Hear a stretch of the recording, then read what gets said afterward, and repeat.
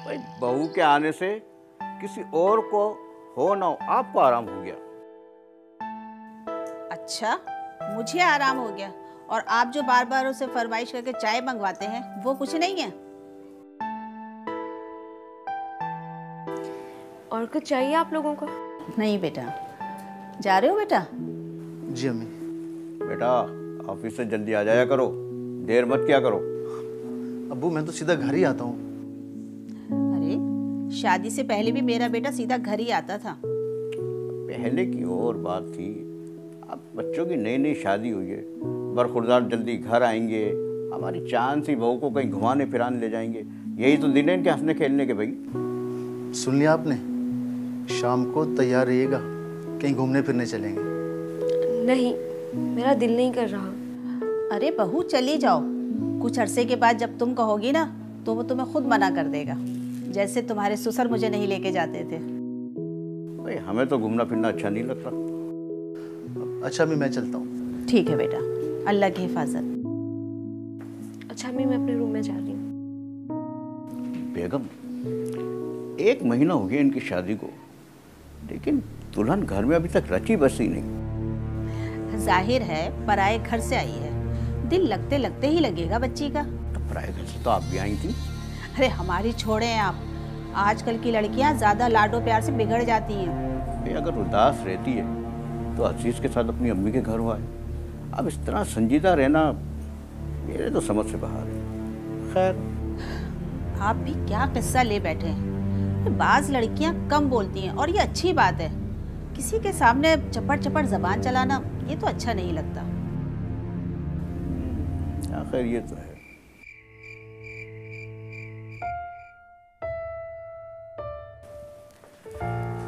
चलो यार कहीं घूम फिर कर आते हैं। मुझे नहीं जाना।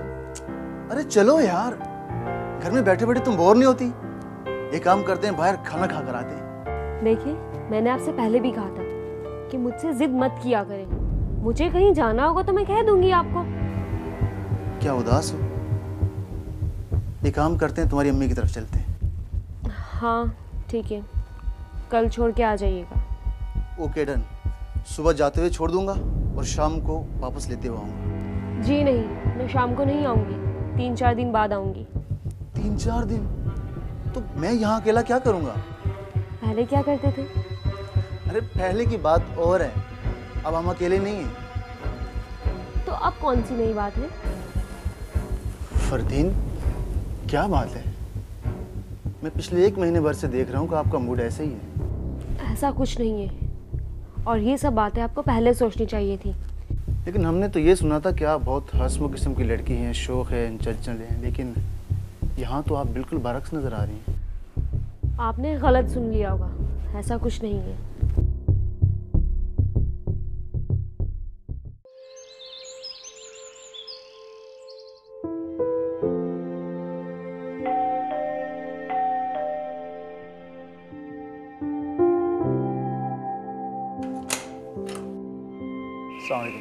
अरे तुम लोग, वालेकुम सलाम। अंदर आओ अंदर आओ। अरे फरजीन, बगैर इतला किए? अरे क्यों आंटी, बगैर इतला के हम नहीं आ सकते क्या? अरे क्यों नहीं बेटा, ये तुम्हारा अपना ही घर है, वो तो मैंने खुशी में कह दिया था। बस फरजीन कहने लगी कि अम्मी के यहाँ जाना है। मैंने कहा जनाब मैं हाजिर हूँ, लेके आ गया। इसी तरह फर्माबरदारी करोगे ना, सारी उम्र खुश रहोगे। आओ अंदर तो आओ, चलो।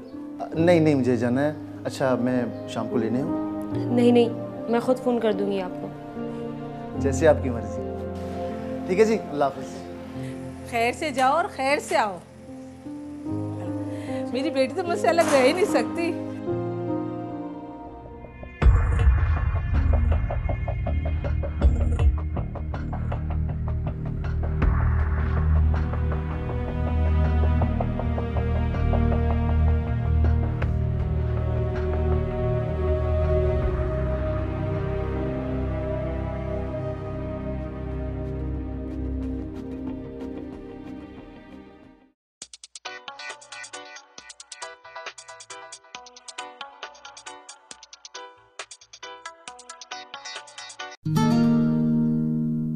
ओहो, आ गई हमारी याद। मैं तो समझी तुम भूल गई हो हमें। अरे यार, तू भी कोई भूलने वाली चीज़ है। अच्छा सुन, मिलने आ जा। वैसे हो कहाँ तुम? अम्मी के घर आई हुई हूँ। चल मैं आती हूँ, मुझे भी कुछ बात करनी है तुझसे। हाँ हाँ, आ जा, फिर बैठ के बातें करते हैं, ठीक है? अल्लाह हाफिज़, बाय।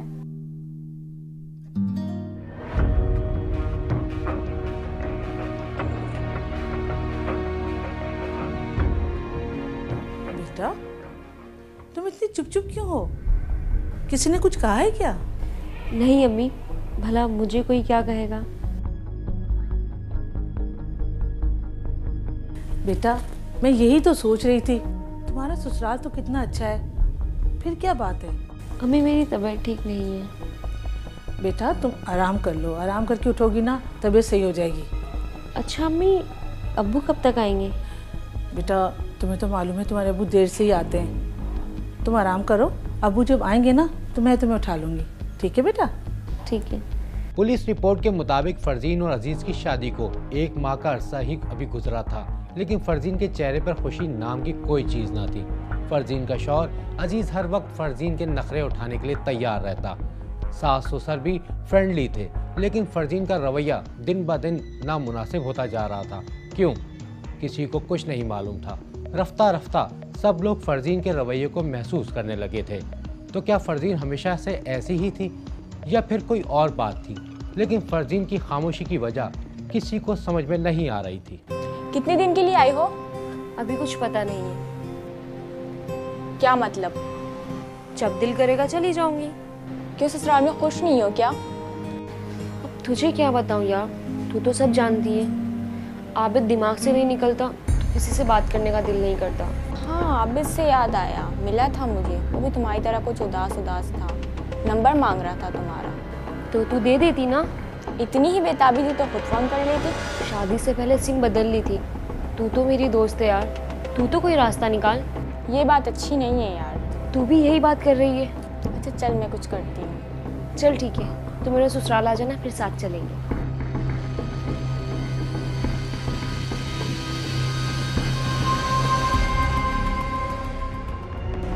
जी तो चाहता है कि मैं तुम्हें भी मारूं और खुद भी मर जाऊं। ये मरने मराने की बातें छोड़ो, इसलिए नहीं मिलवाया था तुम दोनों को। यार सालगिरह रोज रोज थोड़ी ही आती है, अब इतनी भी तबीयत क्या खराब है? देखें, मैंने आपसे पहले भी कहा था कि मुझसे किसी किस्म की ज़बरदस्ती नहीं करना। आबिद, मैं तुम्हें भुला नहीं सकती, अब तो और भी ज़्यादा याद आते हो तुम।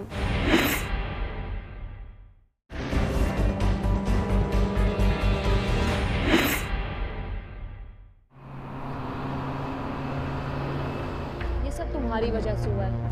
अगर उस वक्त ज़रा सी हिम्मत कर लेते तो आज ये दिन नहीं देखना पड़ता। तो मैं क्या कर सकता था? अरे भाई मैं कुछ भी नहीं कर सकता था क्योंकि मेरे घर वाले राजी नहीं थे। तो फिर अब क्यों मुंह लटकाए बैठे हो?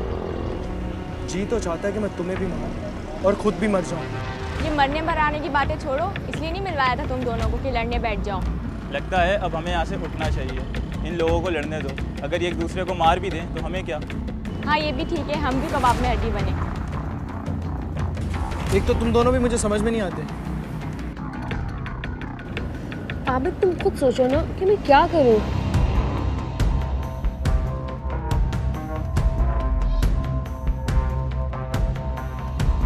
तो बताओ फिर क्या चाहती हो?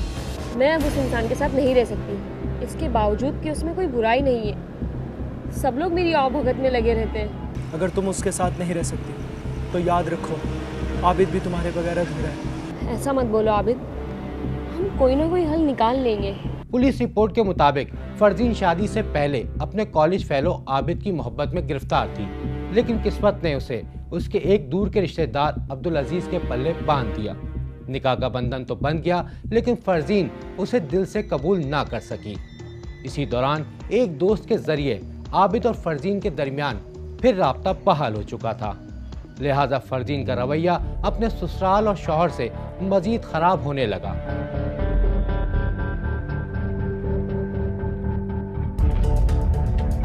फरजीन ने अपनी नेगेटिविटी को इस हद तक जो है वो प्रोमिनेंट किया हुआ है कि वो उनके इंटीमेट रिलेशनशिप में जो पॉसिबिलिटीज़ हो सकती हैं वो उनके बारे में भी चांस नहीं ले रही, ना सोच रही हैं कि मैं अपने और इस रिलेशनशिप को बेहतर बना सकती हूँ।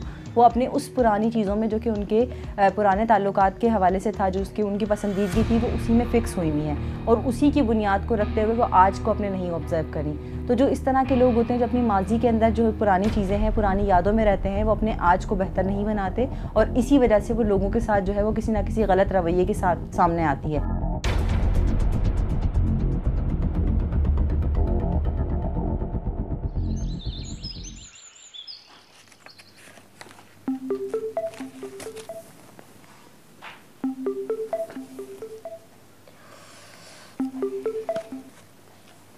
हेलो। हाँ फरजीन, तुम तैयार है ना? शाम को खाना खाने बाहर चलेंगे। क्यों? अरे आपको याद ही नहीं कि आज आपकी सालगिरह है? याद है मुझे, लेकिन मेरी तबीयत ठीक नहीं है, इसलिए आज मैं नहीं जा सकूंगी। क्या हुआ तबीयत को? खैरियत तो है? सुबह में तो सही थी। आपको तो ठीक ही लगूंगी ना यार, सालगिरह रोज रोज थोड़ी ही आती है। अब इतनी भी तबीयत क्या खराब है? देखें, मैंने आपसे पहले भी कहा था कि मुझसे किसी किस्म की ज़बरदस्ती नहीं करना। मेरा दिल नहीं तो मैं नहीं जाऊंगी। ओके ओके, एक काम करेंगे, घर पे ही मना लेंगे। अच्छा ये बताओ कि तुम्हारे लिए तोहफा क्या लेकर आऊं? कुछ नहीं, अम्मी बुला रही हैं, बाद में बात करती हूँ। हेलो सुनो,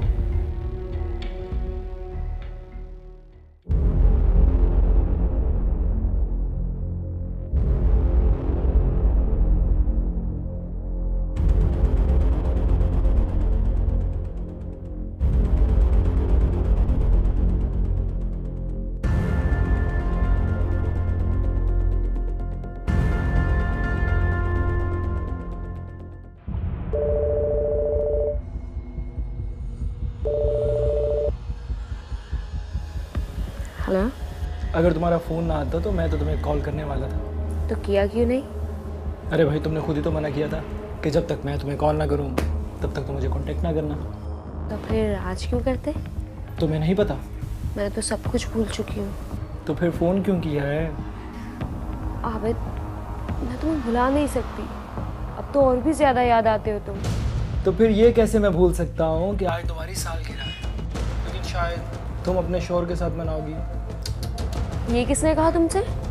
हाय हाय, ऐसे हालात में। उन्होंने मुझे डिनर के लिए कहा था, लेकिन मैंने मना कर दिया। तो ठीक है, फिर आ जाओ। कहाँ?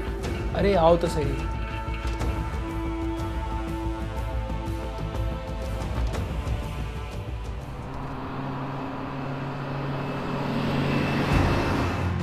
अच्छा, अगर आबिद के हवाले से बात की जाए तो आबिद जो है वो इस तरह के शख्स हैं जो कि अपने कहना चाहिए कि अपने पर्सनल मवाद के लिए, अपनी चीज़ों के लिए कि मुझे कैसे काम करना है, क्या हासिल करना है, किस तरह करना है, उसमें किसका क्या नुकसान है। जो केयरलेस टाइप के लोग होते हैं जिनको अपनी इंसानी जान की जो है वो फ़िक्र नहीं होती है, वो इस टाइप की जो है वो पर्सनैलिटी लग रही है कि वो अपनी बाउंड्रीज़ को, अपनी लिमिटेशंस को जो है वो क्रॉस करने वाले हैं। यहाँ पर भी जब मुझे लगता है कि फरजीन जो है वो अपने ही हस्बैंड के साथ खुश नहीं है और वो पसंद उनको करती हैं, तो यहाँ जब आप किसी चीज़ को अंडरस्टैंड कर लेते हैं तो वहाँ पर आप किसी भी एक्टिविटी को नेगेटिव वे में करने के लिए बड़े मुतमईन हो जाते हैं।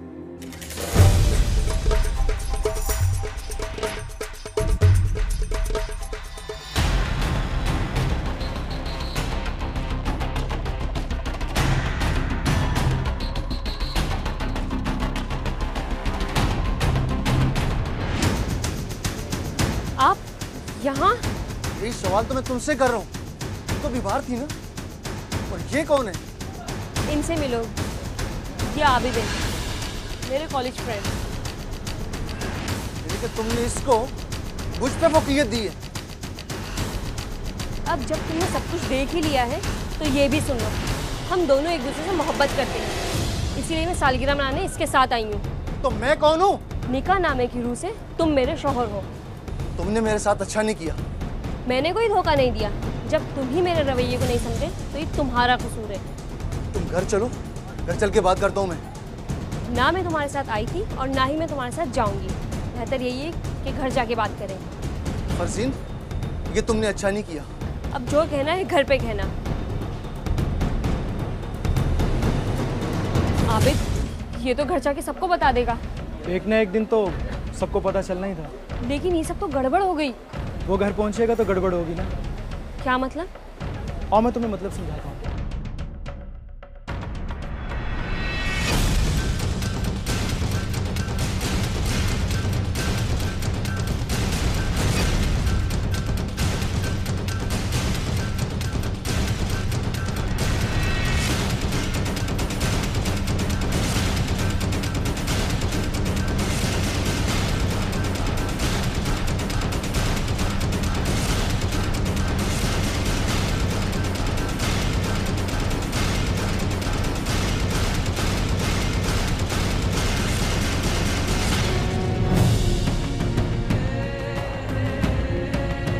इनसे मिलो, ये आबिद है। हम दोनों एक दूसरे से मोहब्बत करते हैं, इसीलिए मैं सालगिरह मनाने इसके साथ आई हूँ।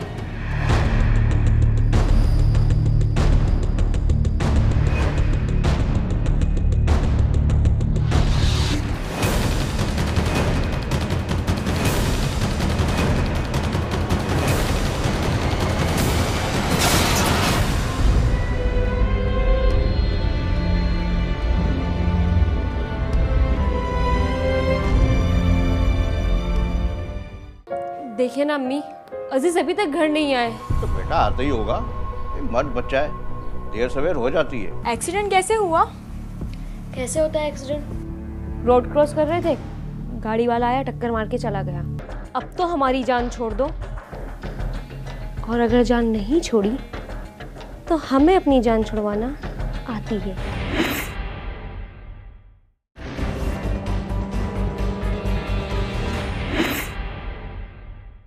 शुक्र है कि हमारी बहू बहुत अच्छी है, वरना आजकल की बहुएं देखी हैं आपने, तौबा तौबा, अभी तक आई नहीं। हाँ तो आ जाएगी। आ गई बेटा? जी अम्मी। अरे बहू, हम तो आपका इंतजार कर रहे थे। क्यों अब्बू, कोई काम था? अरे भाई, आपका कौन सा काम रुका हुआ है जो आप बहू का इंतजार कर रहे थे? चाय पीने को दिल चाह रहा था, और क्या। तो मुझे कह देते, मैं बना देती। भाई तुम्हारी चाय तो तुम्हारी तरह पुरानी हो गई है, अब तो बहू के हाथ की चाय पियेंगे, इसके हाथ की चाय मजा देती है अब। कोई बात नहीं अब्बू, मैं भी बना देती हूँ। बहुत मतलबी हैं आप।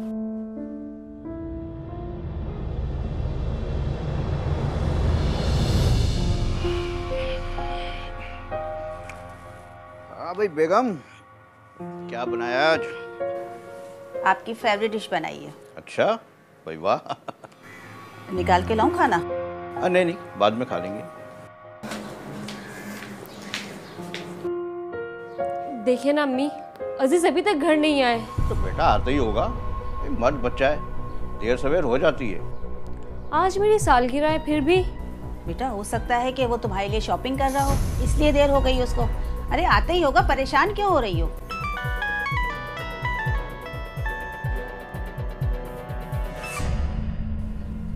हेलो जी, बात कर रहा हूँ। क्या?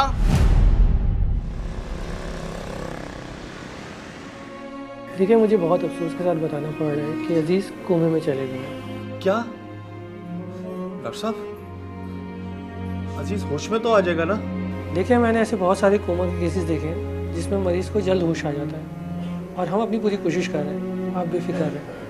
डॉक्टर साहब, अजीज का इलाज कब तक चलेगा? हम इनको 2-3 दिन ऑब्जर्वेशन में रखेंगे, फिर आप बेशक इनको घर ले जा सकते हैं।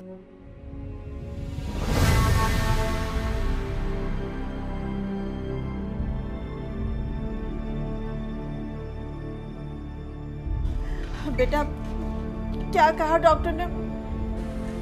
डॉक्टर ने कहा है कि अजीज कोमा में चला गया है। क्या? मेरा बेटा कोमा में चला गया? या अल्लाह, ये क्या हो गया? अल्लाह से दुआ करो। अरे अल्लाह चाहे तो लोग कोमे से बाहर आ जाते हैं, उसकी जात पे उम्मीद रखो। और क्या कहा है डॉक्टर ने? डॉक्टर का कहना है कि किसी भी वक्त होश आ सकता है। लेकिन कब तक? इसका तो कुछ नहीं कहा। हाँ, अलबत्ता एक बात कही है उन्होंने। क्या कहा? उन्होंने कहा है कि आप इस हालत में अजीज को घर ले जाना चाहें तो ले आ सकते हैं।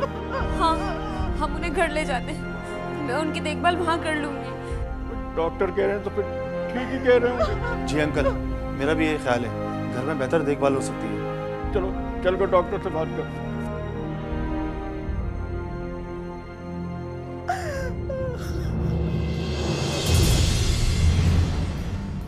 एक्सीडेंट कैसे हुआ?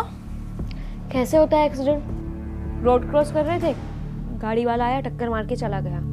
जाहिर है तुम्हारी जैसी बीवी को आशिक के साथ देखकर टेंशन में तो वो पहले ही था। यार जरा सोच के तो बोला कर, इस वक्त इनके रूम में कोई भी आ सकता है।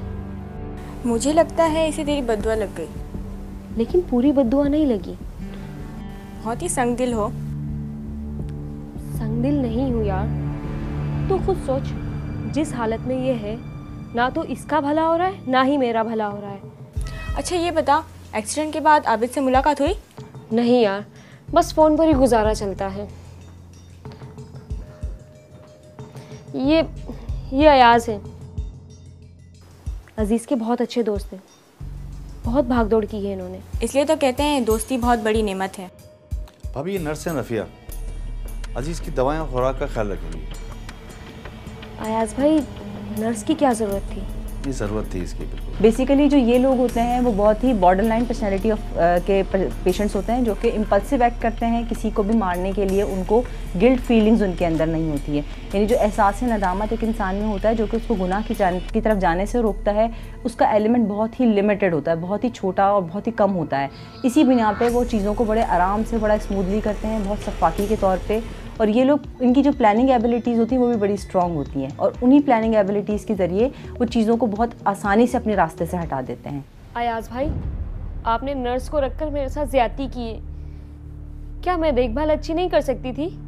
बेटा मैंने भी यही कहा था, लेकिन एक तजर्बाकार नर्स तो ज़रूरी थी ना। बेटा तुम्हें भी तो आराम की ज़रूरत है। भाभी आप दिल छोटा ना करें, आपको खिदमत का पूरा मौका मिलेगा। इसीलिए मैंने नर्स को अभी सुबह शाम के लिए बुलाया है। अयाज बेटा तुम भी आराम कर लो, थक गए होगे। बस अंकल अजीज़ को होश आ जाए फिर आराम ही आराम। बस बेटा इसका अजर आपको अल्लाह देगा, वरना ऐसे वक्त में कौन दोस्ती निभाता है। अरे ये कैसी बातें कर रहे हैं आप? ये अजीज़ का दोस्त नहीं, मेरा दूसरा बेटा है, बेटा है मेरा। बाजी, बाजी। हाँ बाजी, मैं जा रही हूँ, इंजेक्शन लगा दिया है, कल आऊँगी 4 बजे। चलो ठीक है, तुम जाओ। अल्लाह हाफिज़।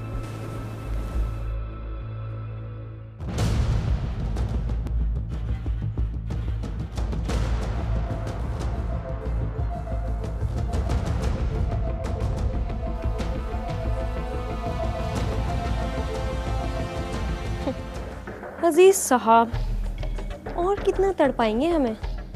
मर कर भी नहीं मरे। अब तो हमारी जान छोड़ दो, और अगर जान नहीं छोड़ी तो हमें अपनी जान छुड़वाना आती है। वैसे एक बात तो माननी पड़ेगी, हो तो बहुत सख्त जान।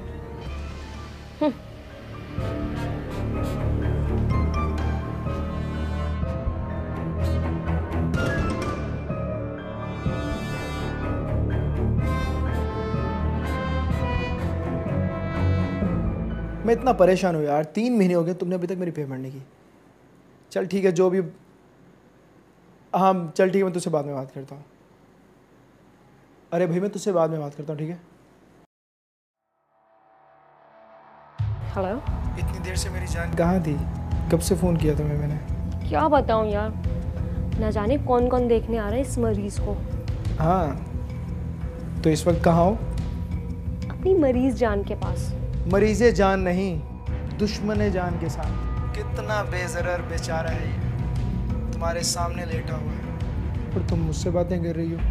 यार ये तो और जान मुसीबत में आ गई, सब तुम्हारी वजह से हुआ है। अगर ये उसी वक्त ख़त्म हो जाता तो आज ये नौबत ना आती। मेरा ख्याल है 90% काम तो हो चुका है। अच्छा, और 10% कब होगा? अरे घबराती क्यों हो, नहीं होगा तो वो भी कर देंगे। डॉक्टरों के मुताबिक एक्सीडेंट में अजीज़ के सर पर शदीद चोट लगने की वजह से अजीज़ कोमे में चला गया था। हालत में बतदरीज बेहतरी तो आ रही थी, लेकिन होश कब आएगा, डॉक्टर इस बारे में बताने से कासिर थे। लिहाजा डॉक्टरों के मशवरे से खुर्शीद साहब अपने बेटे को घर ले आए, जिसकी देखभाल के लिए एक नर्स रख दी गई थी। फरजीन और आबिद ने जो चाहा था वो नहीं हो सका। अजीज़ अभी जिंदा था। एक तरफ फरजीन शौहर की जान की दुश्मन बनी हुई थी, तो दूसरी तरफ खुर्शीद साहब और बिल्किस बेगम बेटे की ज़िंदगी के लिए दवा के साथ साथ दुआओं में भी मशगूल थे। हेलो। अरे वाह भाई वाह, आज तो सुबह ही सुबह याद कर लिया। क्या हुआ, रात भर नींद नहीं आई क्या? तुम्हें ज़्यादा इंतज़ार नहीं करना पड़ेगा। अच्छा, बातें मत करो, काम करो जल्दी। भाई बड़ी बेमुरब्बत हो तुम। हाँ तुझे होश आ गया है? मैं अभी डॉक्टर को बुलाता हूँ।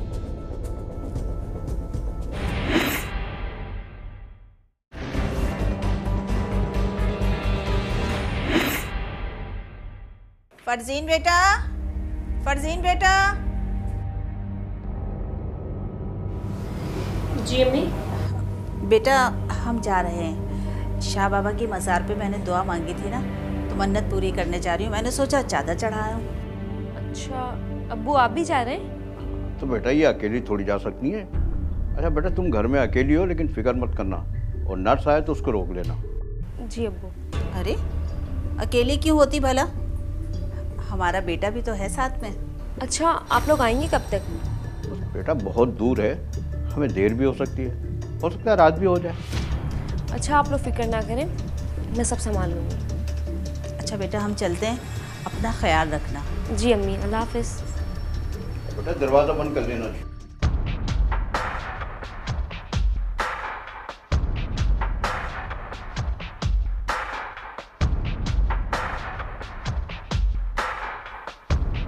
लीजिए अजीज़ साहब, आज आपका टाइम पूरा हुआ।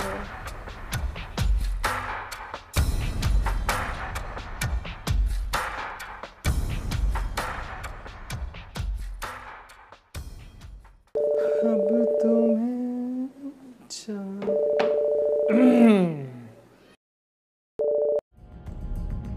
हेलो। अरे वाह भाई वाह, आज तो सुबह ही सुबह याद कर लिया। क्या हुआ, रात भर नींद नहीं आई क्या? और वैसे भी अब तो अजीज़ बेचारा भी आपको तंग नहीं करता। बकवास बंद करो, मैं बहुत संजीदा हूँ। तो फरमाइए संजीदा बेगम, क्या फरमाना चाहती हैं आप? आज मौका अच्छा है, घर पर कोई नहीं है। अच्छा कहाँ गए सब, और कब तक आएंगे? वो लोग रात से पहले नहीं आने वाले।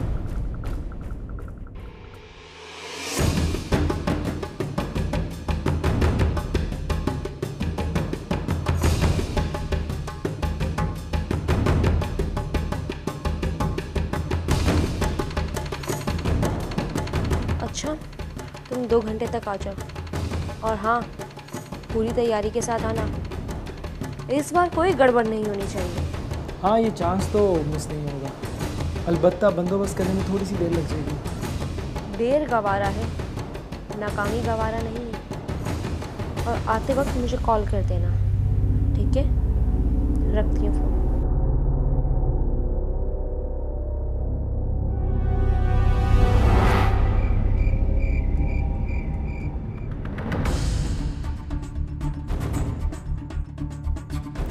देखा, कहा था ना, तुम्हें ज़्यादा इंतज़ार नहीं करना पड़ेगा।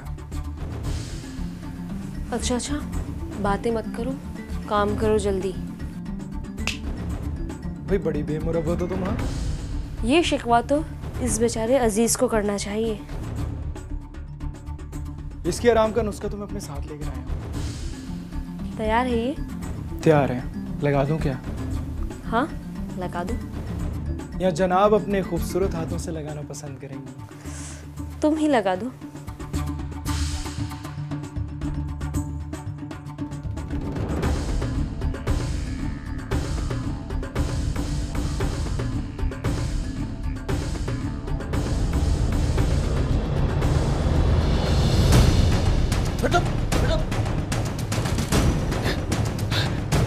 अजीज तुम हाँ मैं। मगर तुम तो बेहोश थे। सब मिल ले जा। पुलिस ने मुलजिमा फरजीन और उसके दोस्त मुलजिम आबिद को जहर भरे इंजेक्शन के साथ रंगे हाथों गिरफ्तार कर लिया था। मुलजिमान के खिलाफ तमाम शहादतों के अलावा दोनों की फ़ोन पर बातचीत की रिकॉर्डिंग नाकाबिल तरदीद थी। लिहाजा मुलजिमान के पास एतराफ़ जुर्म के अलावा कोई चारा ना था। मुलजिमा फरजीन ने अपने बयान में बताया कि उसकी शादी अजीज़ के साथ उसके माँ बाप ने ज़बरदस्ती कर दी थी, जबकि वो आबिद को पसंद करती थी। इन्वेस्टिगेशन अफसर के मुताबिक मुलजिमा ने शादी के पहले दिन से ही अपने शौहर के साथ नामुनासिब रवैया इख्तियार कर लिया था। उसका ख्याल था कि उसका शौहर उसके रवैये से तंग आकर उससे किनारा कशी कर लेगा, लेकिन ऐसा नहीं हुआ। बहुत होशियार समझता है ना अपने आप को, मगर तू ये नहीं समझ सका कि अजीज तो उसी दिन होश में आ गया था।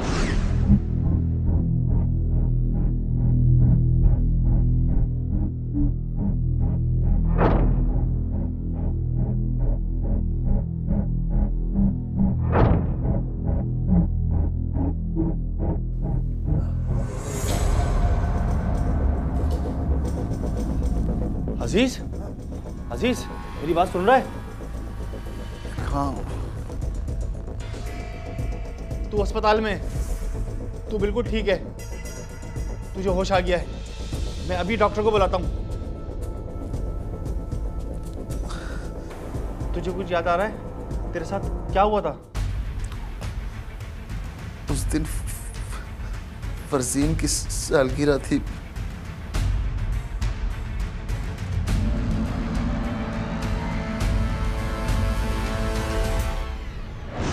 और हाँ, मुझे तो तुम दोनों पे उसी वक्त शक हो गया था, लेकिन ये शरीफ आदमी तुम लोगों को मुझे मानने पर तैयार नहीं था। लेकिन जब एक्सीडेंट हुआ मैं तो घर पे थी। बस उस वक्त हमारे पास कोई सबूत नहीं था, समझी? और फिर इन्होंने अजीज के कोमे का ड्रामा किया और इसे घर ले आए ताकि तेरे चेहरे में शराफत का नकाब उतर जाए।